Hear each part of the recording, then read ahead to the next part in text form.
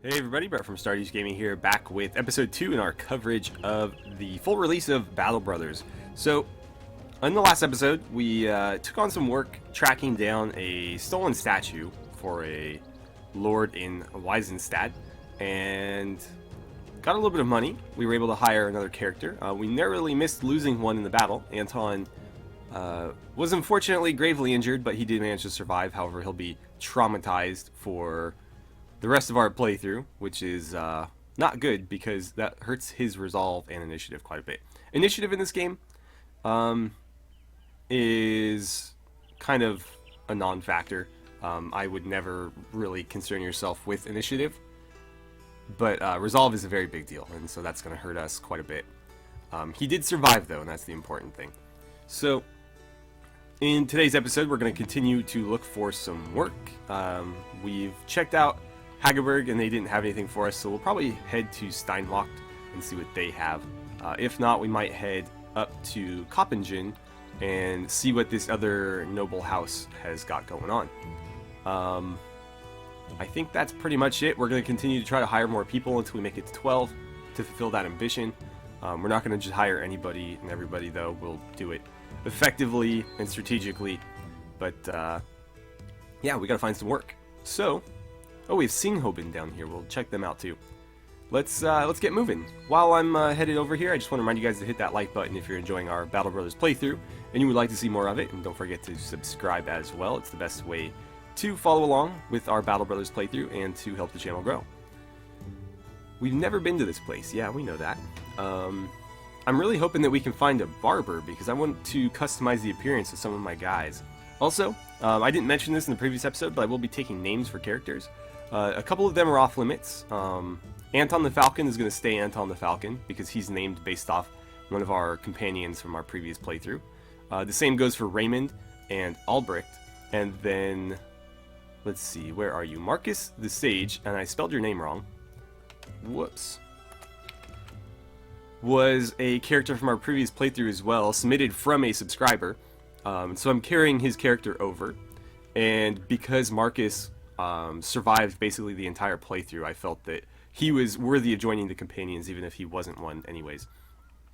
But I will be, taking names for the rest of the characters, so feel free to throw a name at me and I will try to incorporate some of them into the playthrough. So they've got some men here for hire.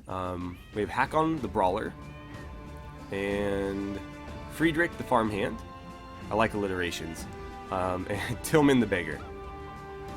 The Brawler is going to be a pretty good character because he's handy in a fight. I just don't have a lot of money, and I haven't found work anywhere near here, so that could be a problem. But I will take him on because good help is hard to find, and I will give him that and a hood and a shield and this sword. And I don't know where I'm going to put him yet, because he kind of doesn't fit into my lines all that well. I'll put him back here for now. Okay. So there's work here, but we can't accept it. What about the marketplace? Do you guys have anything that we can't afford to miss? They do have a shield. The shields are tempting because they're hard to come by these days. They used to be very abundant in previous iterations of Battle Brothers, but in the later versions, work and shields and things like that are a little bit more difficult to find. Oh, they had really cheap tools here. I should have bought them here. In the last episode, we needed tools, and we found some that were like double what they were worth, and then we found some that were about what they were worth. These are actually like spot on. So this would have been a better price, but it's too late now. There's some decent stuff here. I just can't afford to buy it. And then there's a weaponsmith. Obviously, this stuff is far out of reach for the time being, but not for too much longer. But there's no work here, so we're going to head south to Singhoben in the hopes that we can find some. If we don't, we could end up in real trouble here because we're pretty low on cash. We're going to have to pay our guys pretty soon, and it's a long walk to Koppingen, where the next city would be. And obviously, if there's no work in here, then that's the only other place for us to go. So Singhobin, they do have a job for us. It's going to be a tough one, though. Ah, Barber, nice. So in the Barber, you can customize the appearance of your guys. Not just their hair, you can actually change their bodies and faces and stuff, too. So Anton, if I remember right, had a gray beard, like a big Viking beard. Something, let's see, yeah, that was what he had.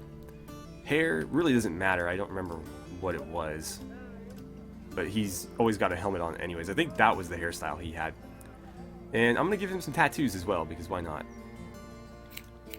So there's Anton. Raymond, I don't remember what you looked like. Definitely not that face, though. I think that was the face that Raymond had. And he was clean shaven, if I recall. I might give him some, let's give him some mutton chops.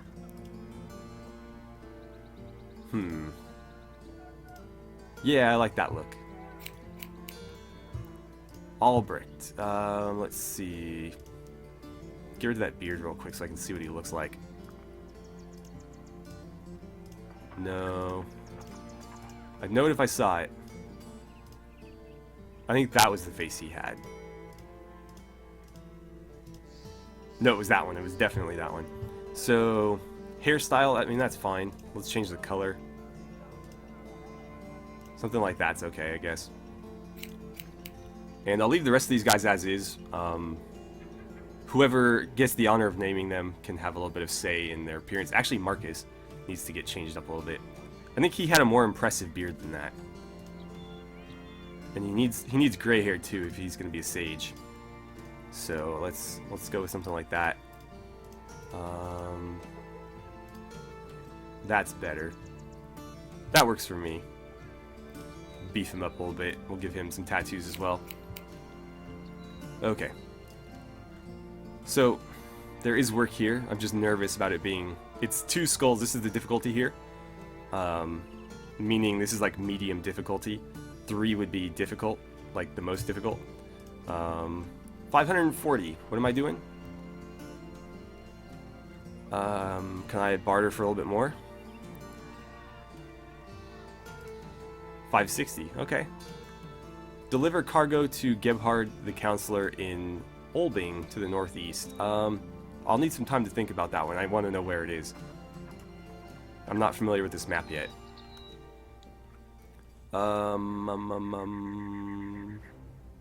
Where the hell is this place? To the northeast. Whoops. That's this way. I don't even see it. Oh god, no. No, we're turning that one down. Well, that totally sucks because now we have to head all the way here to find work, and I don't know if we can afford the next paycheck. Well, we pay out 81 per day, so we have 4 more days before we go broke. This is gonna be tricky. But yeah, we would go broke before we finish that mission, and you can't accept other missions while you have one open, so that would doom us to failure. So I guess we're headed to Koppingen. I don't think it's worth stopping off at these places again. Maybe we'll hit Hageberg just because it's on the way. But if they didn't have work for us the first time through, I don't think it's going to refresh that quickly, so there's really no reason to check again. But again, we are headed here anyways, so may as well. It's on the road.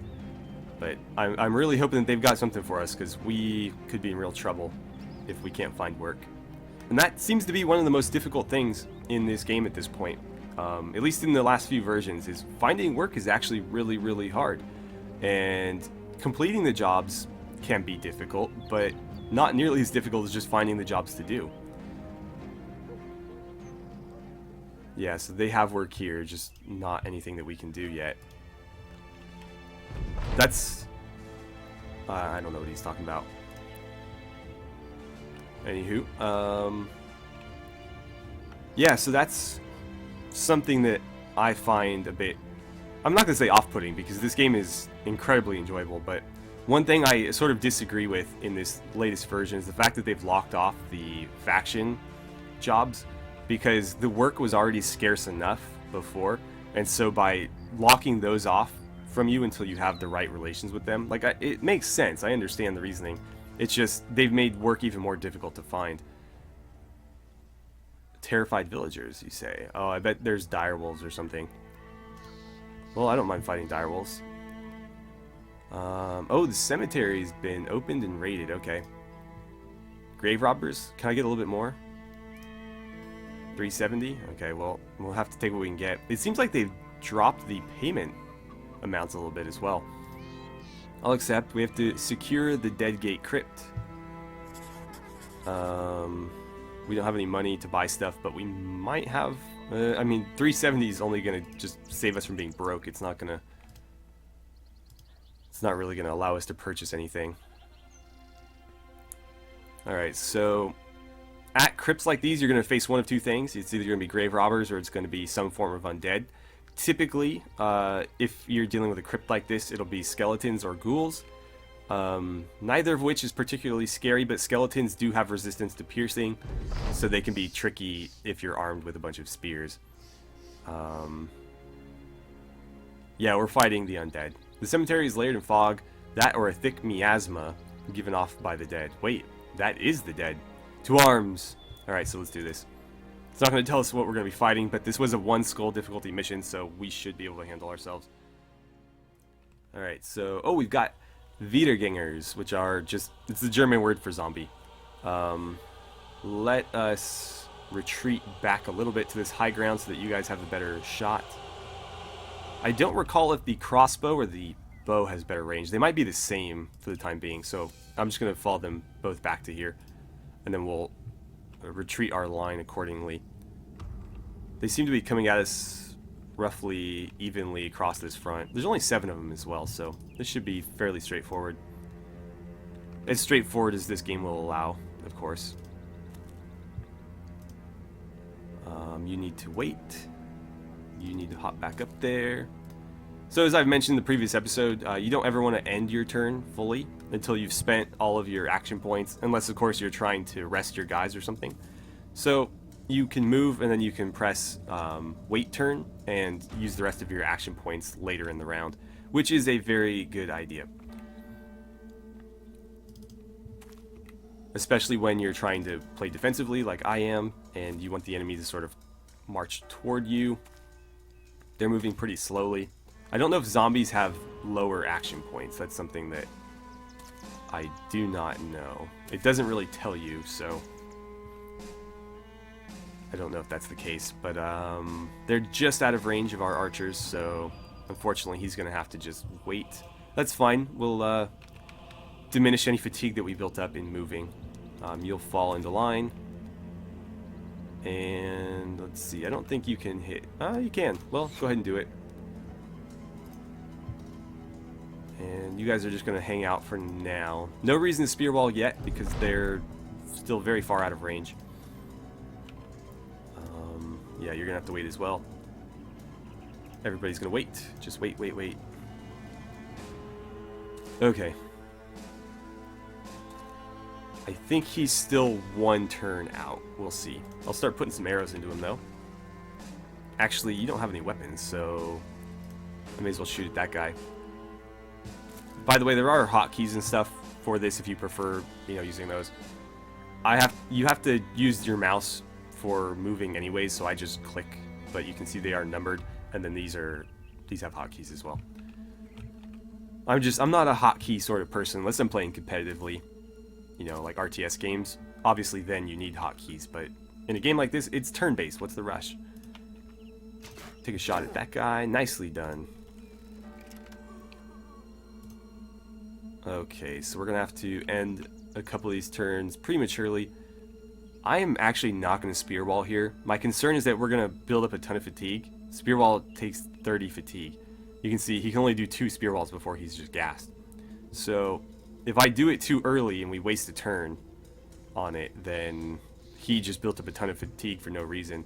And these 2 alone are not particularly threatening. These guys are definitely 2 turns out. So I think here we're just going to sort of rest our guys. If the enemy gets to us, they get to us, we'll dispatch them quickly and then spear wall before the next wave comes in. I am going to pass a bunch of your turns.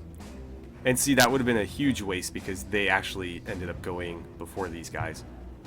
Part of that, though, was because we passed their turns. They got a little bump in initiative. So he's nearly dead. Let's see if we can't finish him off with this archer. No. Which is a bit of a shame, because he does have a reach of 2 tiles. If he can get to here, he can attack us without us being able to really offer up anything in return. Now, normally when you fight zombies, they'll outnumber you. In this case, they don't, so this is a pretty easy fight. But I've had battles where it was like my 12 against 25 zombies. And in those cases, they can be pretty threatening. But if you spear wall, you know, and hold your line properly, you can hold off numbers fairly easily. This is going to be tough because I don't know which way he's going. There's only one. If it was a full line, you could just spear wall everybody and, you know, somebody will eventually run into it.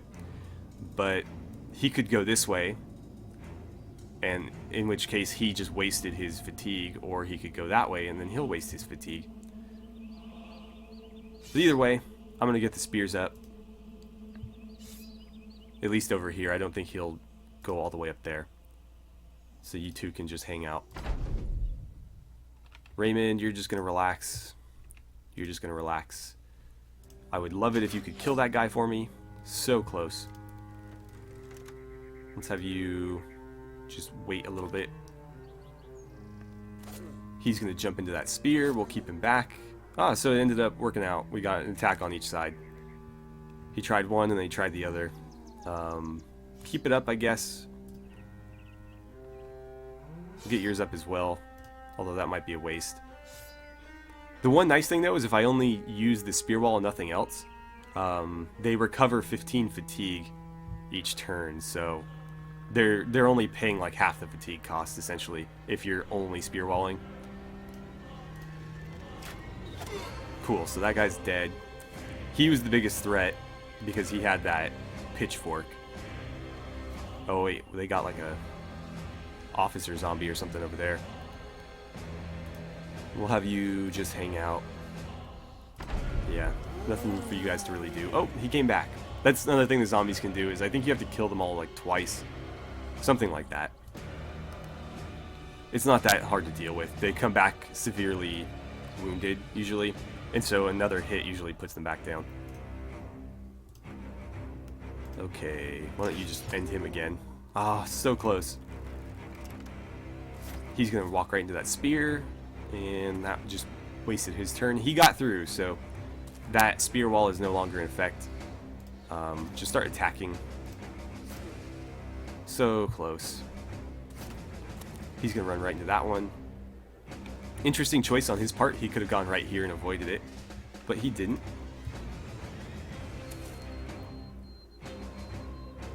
This guy's a bit concerning. He's got chainmail. Okay, well, it hits a hit. I'll take it. Keep your spear up. Why don't you finish that guy off? He will come back, though. And you just stay right where you are. Yeah, you guys can just hang out. So he's back. Raymond, why don't you kill him again? There. You can just relax. I need you to kill this guy for me. Or hit him, that's fine too. Preferably, I'd like you to kill him, but he's got to move before he can swing at us. And I believe that weapon requires all of your AP to use. So he might not be able to actually attack us. Okay, since you've got two guys on you, keep your shield high. They are going to focus on you, I imagine. At least he doesn't have a shield. That would make him more difficult to deal with. So keep your shield up. We might be able to recover that armor from him. That would be very, very useful. Cool, so he's dead. Hopefully for good. Keep that spear up in case he decides to join in on that side.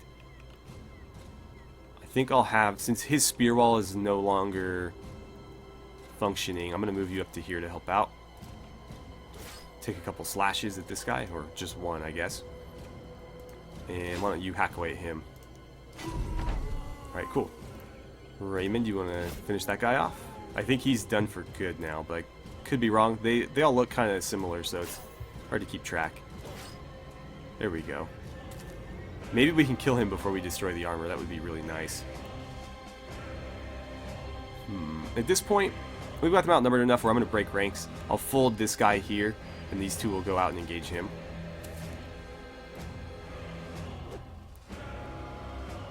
Alright, that's a bit risky. So I'm just going to have him wait. You can move in right here and start stabbing that guy, or at least trying to.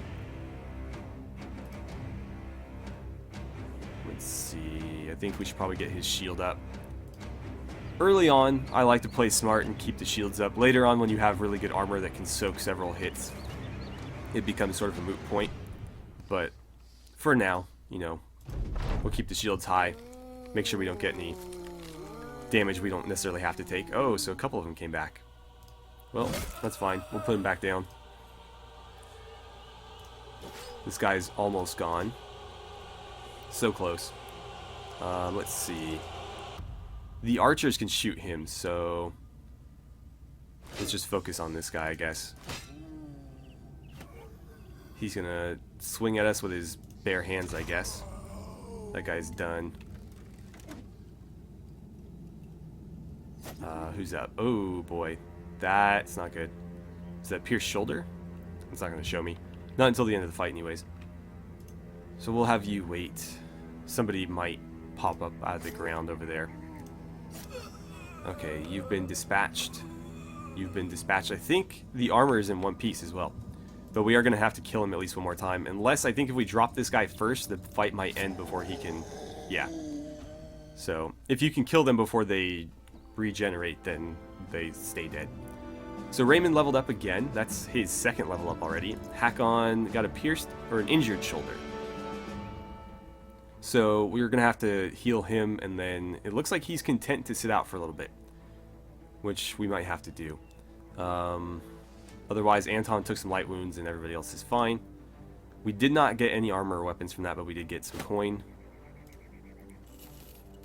And so let's return to Koppingen for our pay. And then I think we're going to head to Harkenstad, because that's sort of the next logical step. We'll go down there and then we can pass back through and then hit some of these.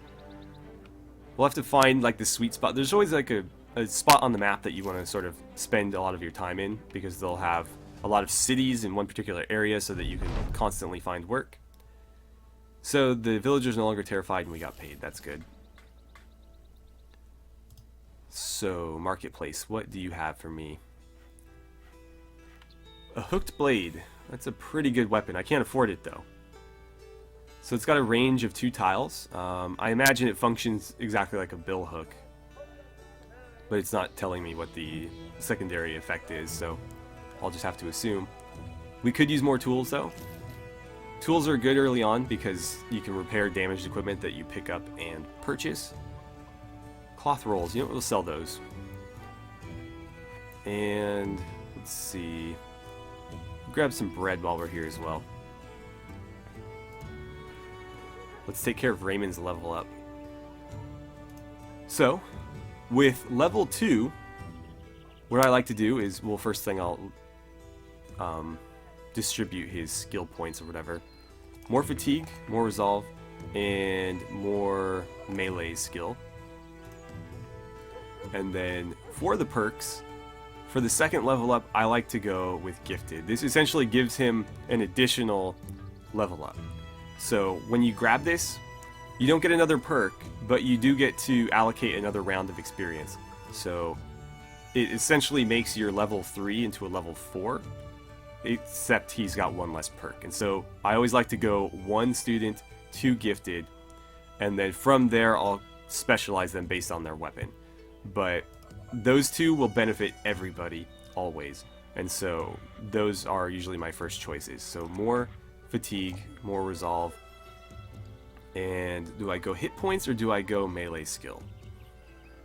I think I'm going to go melee skill, because his ability to put people into the ground is by far his biggest asset. He's obviously not a defensive fighter because he doesn't have a shield.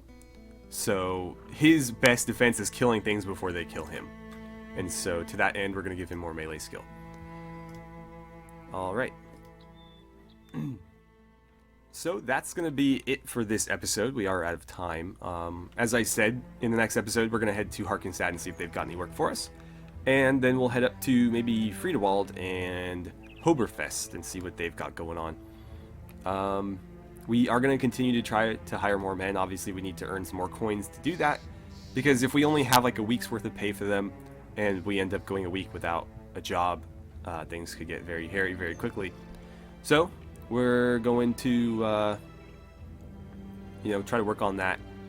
But quality and quantity are both important, so we don't want to just hire anybody to fill the ranks out. We want to make sure that they're capable fighters, but we don't need to hire the best, just people who know what they're doing. Anywho, thank you guys so much for watching. I had a great time playing some Battle Brothers with you, and I look forward to seeing you back here for part 3 in our coverage of the full release of Battle Brothers.